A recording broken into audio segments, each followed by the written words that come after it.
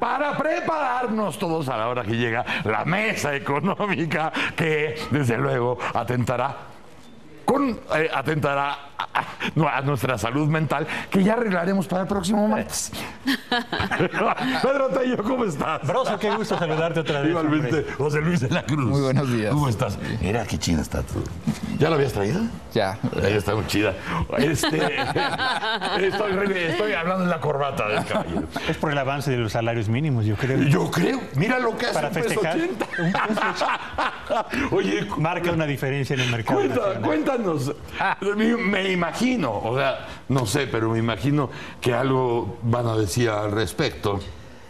No solamente del populismo del que tanto se habla en las Naciones Unidas, sino de este gran esfuerzo que han hecho todas las partes más responsables de la sociedad mexicana, empresarios, sindicatos, la Secretaría del Trabajo, el secretario Navarrete Prida, alias el Mostachón, acerca de esta noticia con la que México amanece feliz. Pues a partir de este jueves, cerca de 700,000 trabajadores que estaban ubicados en la zona B y que tienen como ingreso el salario mínimo, van a recibir un aumento salarial de $1.82 por día.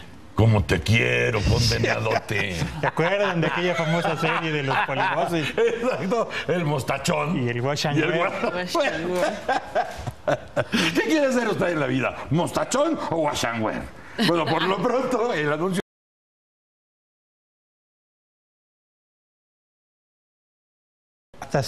El equivalente a un salario mínimo en todo el país. Así que la pregunta que tendríamos que hacernos es, bueno, a ver, lo que se está haciendo alrededor del salario mínimo apunta en la dirección correcta y avanza con la velocidad necesaria o no. Yo creo que estamos dando pasos en la dirección correcta. Primero, desvincular el salario mínimo del pago de multas y al mismo tiempo eliminar estas 3 zonas que existían para la determinación del salario mínimo. Pero ese asunto está secuestrado en el Congreso, ¿no? El de la desvinculación del salario mínimo está desvinculado en el Congreso. Déjame abrir un paréntesis para comentar ese asunto. Ajá. En diciembre del año pasado, los diputados aprobaron la minuta que establecía legalmente la desvinculación del salario mínimo con el pago de multas. Ajá. Pero por la naturaleza de esta determinación tenía que pasar, o tiene que pasar, por la aprobación de los senadores.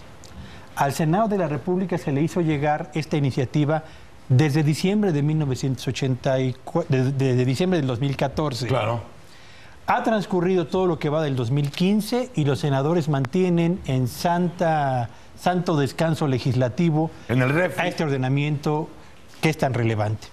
Si no desvinculamos el salario mínimo del pago de multas, no habrá iniciativa ni estrategia para mejorar consistentemente el poder adquisitivo del salario mínimo. Así que esa cuestión, que me parece que los senadores tendrían que haberla resuelto ya, sigue atorada, a pesar de que por otro lado trabajadores, empresarios y autoridades federales están dando algunos pasos para mejorar, digamos, el entorno para analizar qué vamos a hacer con el salario mínimo. Entonces, la primera cuestión es que hay que hacer un llamado, un exhorto a los senadores para resolver ya un asunto que es relevante por lo menos para 6.800.000 mexicanos. Me parece que es de esos temas de agenda que tiene un impacto inmediato sobre la condición salarial de un importante número Evidentemente mexicano. no queda refrigerado por olvidadizos que son. O sea, esto es una cuestión política de detener algo, ¿no? Yo termino por no entender cuál sería el razonamiento político por el cual no avanza una decisión que es tan elemental como de justicia básica. Sacar al salario mínimo de la determinación de multas. Eso no tiene ningún peso político relevante. Pero en el DF ya se hizo, ¿no? Porque a partir del 1 de octubre, cuando empiezan las multas y esto del nuevo reglamento, ya no va a ser a partir de los salarios mínimos. Pero no en el resto del país. En el resto del país. Y en el resto del país estamos, digamos, pendiendo del hilo de una decisión de los senadores que no se ha dado. Así que entonces hay que hacer un exhorto a los senadores para resolver este asunto, por una parte. Pero por la otra, yo creo que muy rápidamente hay que empezar por reconocer lo que todo el mundo ya sabe, que el salario mínimo en México es absolutamente bajo, insuficiente, y yo diría hasta incomparable con lo que ocurre a nuestro alrededor. Solamente 3 datos. Sí. Comparando el salario mínimo en México con los de países de América Latina, nos encontramos que el salario mínimo en México equivale a la mitad del salario mínimo puesto en dólares que hoy en día está vigente en Colombia. Equivale a la 1/4 parte del salario mínimo que está vigente hoy en Argentina, a la 1/3 parte del salario mínimo vigente en Chile, a la mitad del salario mínimo brasileño, a la mitad del salario mínimo en El Salvador y equivale a la 1/3 parte del salario mínimo de Honduras. Eso es el salario mínimo de México hoy y por eso se trata de un tema que amerita decisiones rápidas en los legisladores y capacidad de poder de convocatoria del gobierno, de empresarios y de trabajadores para decidir qué vamos a hacer para llevarlo al nivel que tendría que tener, no solo para atender lo que la Constitución Política de los Estados Unidos Mexicanos establece, sino para darle por lo menos el nivel de ingreso que permita al trabajador llevar a su familia a un nivel de vida por lo menos elemental, digno. Fuiste muy amable en hacer la comparación con países de nuestro propio continente.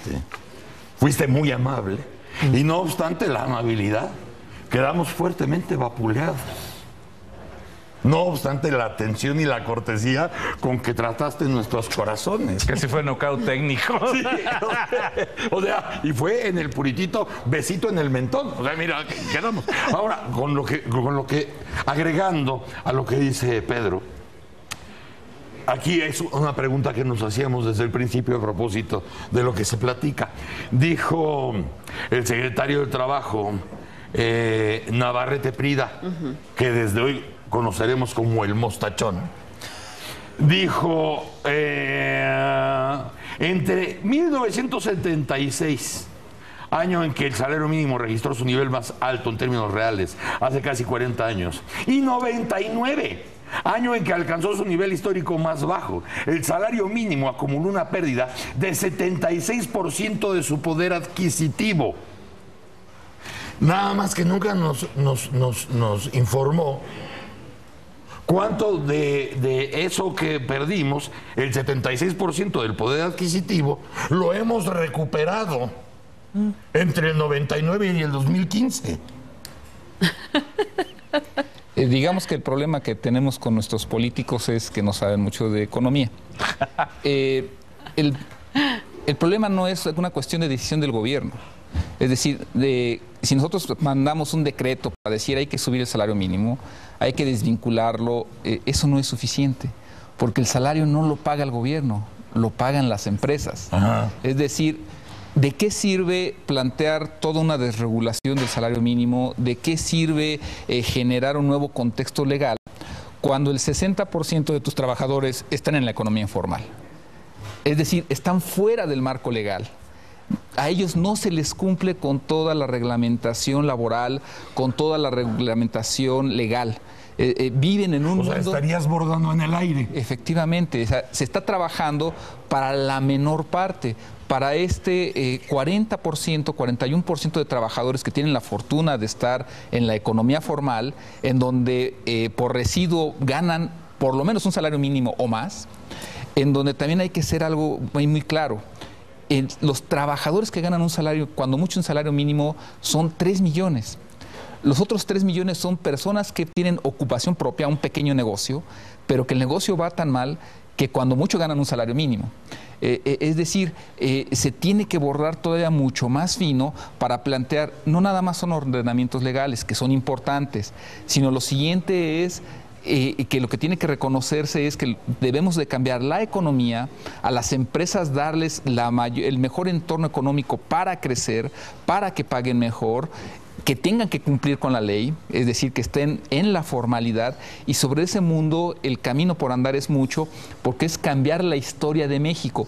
El mercado laboral mexicano nunca ha sido formal. La mayor parte siempre ha sido una economía informal. Tenemos en ese sentido el desafío de cambiar la historia de México. Por lo tanto, esta homologación del salario mínimo es bueno en términos administrativos, le va a facilitar la tarea política política y administrativa al gobierno federal, probablemente a los gobiernos estatales. Después, la desvinculación que se tenga que hacer de los cobros de bienes y servicios será otro paso, pero en realidad el importante que es cómo logro que sobre todo los micronegocios y las pequeñas empresas, que son las que normalmente pagan el salario mínimo, estén en condiciones de hacerlo. Y ahí estamos hablando del 95% de los establecimientos en México. De esos 5 millones, el 95% es el micronegocio. Cuando mucho emplean hasta 10 personas, es cómo vamos a cambiar el entorno económico para que ellos estén en capacidad de pagar mejor. Y sobre eso todavía no hay una ruta de trabajo. O sea, que nos vamos a quedarnos un poco como en museo de cera. ¿Cómo van a lograr que estar en la parte formal sea mucho más atractivo que estar en la parte informal, que hasta donde me dicen parece ha tenido más ventajas que estar en la formalidad? Sí, por supuesto. Y tiene que ver, además, Broso, con el hecho de que en este país muy pocos tienen mucho y muchos tienen muy poco. Y mientras no resolvamos esta situación, difícilmente habrá una mejoría consistente en el nivel de vida de los hogares en México. Broso. Gracias, Pedro. Gracias, Broso. Pedro Tello, José Luis de la Cruz. Muchas gracias. Señora. Un placer, gracias. Buenos días, doctor. Excelente día, señor. Gracias. Mañana, chamacos, a las 6:30, sin falta, estaremos con ustedes, lo quieran o no, aquí en Foro TV. Si tienen tele, ahí se ven. ¡Órale! ¡Órale!